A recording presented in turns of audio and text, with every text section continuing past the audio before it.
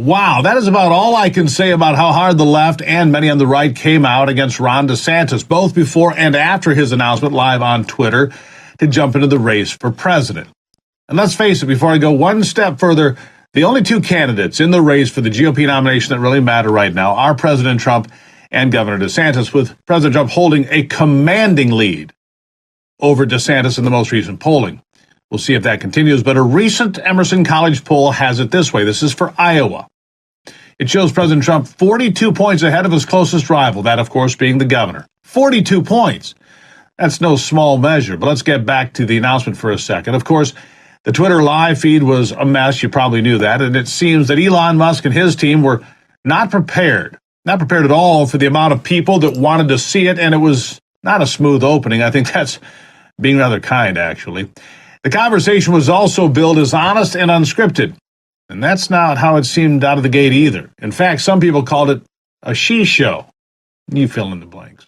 And it was only audio, which was terrible as a choice, too. I mean, we live in a video age, and both Musk and the governor know that. You need to be seen. Didn't happen. Not a good choice. But Ron DeSantis is in the race now, no matter how messy it was to get rolling. And honestly, more people are worried about policies than how polished somebody is, so we'll focus on that. I mean, how else could you explain Joe Biden hiding under his bed and still gaining control of the West Wing? You can cry foul all you want, but at the end of the day, millions of people did cast ballots for a guy that could not attract ants to a bag of spilled sugar or answer a single unscripted question under any circumstance. He is only getting worse, too. So it was a technical mess, and everyone jumped on it, the press and the Trump campaign, among others. I'll get back to that in a minute. But first, let's talk more about Governor DeSantis. For a guy they claim is so awful, he sure does attract a hell of a lot of attention, doesn't he? First, the technical problems weren't exactly his fault. You can blame Elon Musk and his team for that, with Elon saying the servers just couldn't handle the traffic with hundreds of thousands of people jumping on to listen to the announcement. As it turns out, when all was said and done, more than 3.1 million people wanted to hear what the governor had to say last night. Now, surely a lot of people tuned in to listen because they know the fight against President Trump is going to be fierce, and they know Trump is going to throw everything at Ron DeSantis. What else would you expect? Would he have gotten that much attention if Trump was in the race? I don't know. But what I do know is this, that this story was the number one story on the planet yesterday and again today. And if DeSantis means so little to the Democrats and Joe Biden, and is not a threat to former President Donald Trump in his bid for a second term, then why on earth are they carpet bombing this guy from every direction? Why? All sides that want to discredit and smear DeSantis seem quite focused on destroying him. And in my experience on this planet, that leads me to believe that it is the governor of Florida that poses the biggest threat to both sides in the run toward the 2024 presidential election. Otherwise, he wouldn't attract this level of acrimony. Nobody would care. Tim Scott didn't get this kind of attack, did he? No. He announced what, Monday? Anyhow, let me give you some highlights from the attacks coming from the left before DeSantis threw his hat in the ring. Attacks that were downright vicious and ruthless. I mean, you would think this guy was Ronald Reagan reincarnated. You know, the same Reagan that has dominated American politics and thought since 1980. Even in death, the Reagan legacy lives on. Now, Ron DeSantis is no Ronald Reagan, as the left used to call him, trying to discredit him and his missile defense systems that, by the way, are now used by almost all Western nations and have been shipped even to Ukraine to defend that country. Yes, that all began with Ronald Reagan. The Democrats used to call it Star Wars in a feeble and failed attempt to discredit the whole program, but they were wrong, like usual. Anyway, I have not seen the left go this crazy in attacking a candidate since Donald Trump came down the escalator in 2015. Those attacks have never let up either. It makes you think, on the Democrat side, they're just as afraid of Ron DeSantis as they were of Donald Trump, and they still are, by the way. I mean, they realize their barely coherent candidate, Joe Biden, is in deep trouble against either one of these guys, and they're scared out of their minds. Over on MSNBC, the pre-announcement attacks came fast and furious, and not just at Ron DeSantis, but Elon Musk took fire, too. Here is a seriously ill Charlie Sykes taking cheap shots at other folks. Pretty ballsy, really, when you consider his obvious conditions. Self-righteousness, narcissism, bloviating arrogance, and all the rest. Including his white self-loathing, not to mention everything else. Listen, Well, let's just talk about launching your candidacy with Elon Musk. This is not a parody. When you think about, the fact that the governor of Florida decides to launch a bid for president of the United States by bowing the knee to a tech oligarch, somebody who has been very publicly decompensating an erratic, narcissistic megalomaniac like Elon Musk. But on the other hand, it's going to generate a huge amount of buzz. We're talking about it now. It will throw a certain amount of chaos into MAGA world. And it is going to be interesting to see how Donald Trump responds. I think it makes it very unlikely that he's going to return to Twitter at this point. But what an extraordinary choice. I mean, for Ron DeSantis to basically go all in on Elon Musk at the time that Elon Musk has been displaying all of his brainworms. Brainworms. He's been displaying brainworms.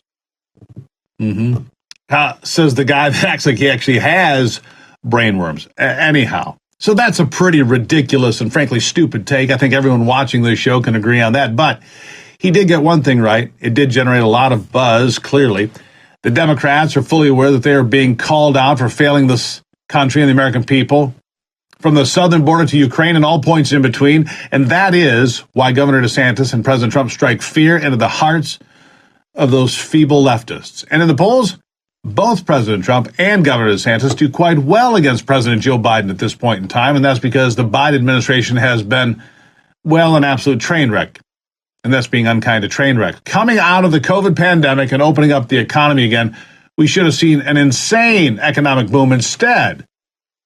People are talking about huge inflation, possibly a recession, possibly a depression. You almost have to try to screw up the country this badly in that situation, but here we are. So now let's dive into the conversation between DeSantis and Elon Musk, the guy with brainworms or some damn thing, technical failures and all. And this may be more of an issue for Elon than it is for the governor, of course. I mean, he can create the EV sector for cars, launch heavy rockets into space, but he can't get a Twitter feed out the door without a complete meltdown. Seems a bit weird, if you ask me. But here's the governor making his announcement. Well, I am running for president of the United States to lead our great American comeback. Look, we know our country's going in the wrong direction. We see it with our eyes and we feel it in our bones. Our southern borders collapse. Drugs are pouring into the country. Our cities are being hollowed out by spiking crime. The federal government's making it harder for the average family to make ends meet and to attain and maintain a middle-class lifestyle. And our president, well, he lacks vigor, flounders in the face of our nation's challenges, and he takes his cues from the woke mob. I don't think it has to be this way. American decline is not inevitable. It is a choice. And we should choose a new direction, a path that will lead to American revitalization. We must restore sanity to our nation. This means embracing fiscal and economic sanity. Stop pricing hardworking Americans out of a good standard of living through inflationary borrow, print, and spending policies. And please embrace American energy independence. This also means replacing the woke mind virus with reality, facts, and enduring principles. Merit must trump identity politics. Of course, that's all correct. Everything that he just said there is correct. And I think the one place the governor does have a slight edge is to talk about his battles against the woke idiocy of the left, because he's in a position to do that. That's really the only place Trump would have to attack him from the left, slamming his crusade against Disney, for example. And Trump supporters like Carrie Lake, who I really like, are already doing that. Listen. When you pick a fight with Disney, you need to play to win. And so far, Governor DeSantis has been outworked and outmaneuvered by Disney. As far as I know, Reedy Creek still exists. They're still hosting trans events at their park. This indoctrination is continuing, and they're actually rubbing it in the faces of American families. You know, if you can't beat Donald Duck, how are you going to beat Donald Trump? That's a good line. I give her credit for that. That's a good line, Carrie. So there's a little preview of how that might go on, the debate stage between these two. You can't beat Donald Duck. You can't beat Donald Trump. Then, of course, there'll be the insults, the meatball, the desanctimonious, all of that. Here's more of the DeSantis sales pitch, and it is that Florida is doing great. Listen.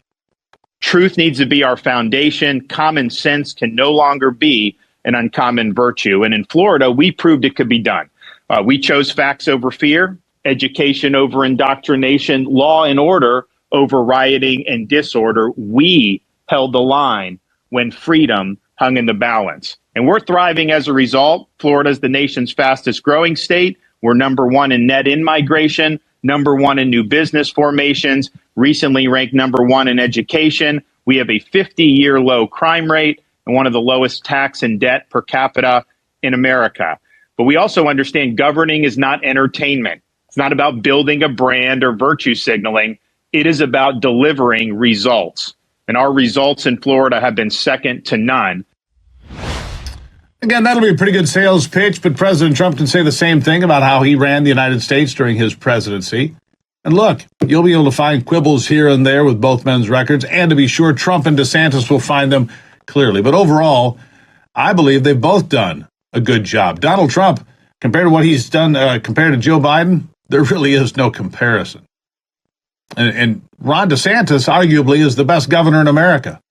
And if you don't think so, then you're not really paying attention or you're not being honest with yourself. They're both pretty solid candidates. And I mean, look to Joe Biden. Come on. Kamala Harris. Come on. And then the governor took aim at Joe Biden and his horrible record. Listen to this. Biden's pursued inflationary policies that are hurting working people. We will reverse those policies and we'll build an economy where working Americans can achieve a good standard of living. Biden's opened the southern border and allowed massive amounts of drugs to pour into the country. We'll shut down the border, construct a border wall, and hold the drug cartels accountable. Biden's embraced medical authoritarianism, such as unconstitutional COVID vax mandates. We will ensure that those violations of liberty can never happen again. Biden's allowed woke ideology to drive his agenda. We will never surrender to the woke mob, and we will leave woke ideology in the dustbin of history. Biden's also politicized the military and caused recruiting to plummet. We will eliminate ideological agendas from our military, focus the military on the core mission, and we will reverse the poor recruiting trends.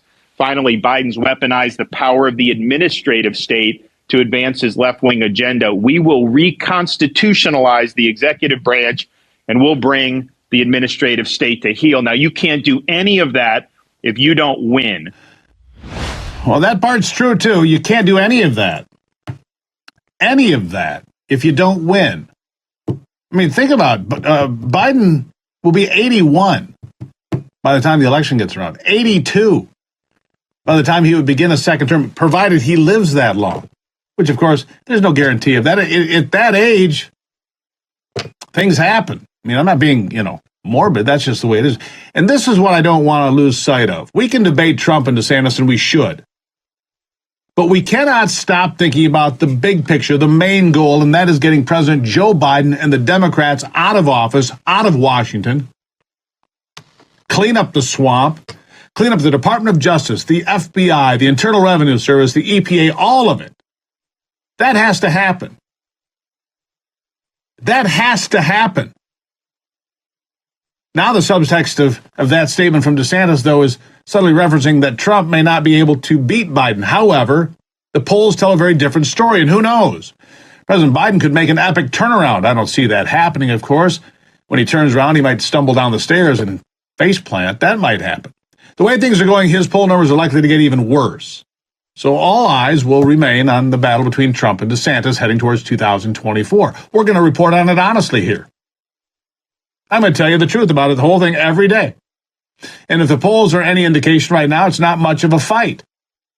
Donald Trump up by 42 points, as I told you, in Iowa. 42 points. Stranger things have happened, but that would be quite a mountain for Ron DeSantis to overcome. So before anybody hyperventilates, just remember, we're going to tell you the truth here. And the bottom line doesn't change. Biden must go.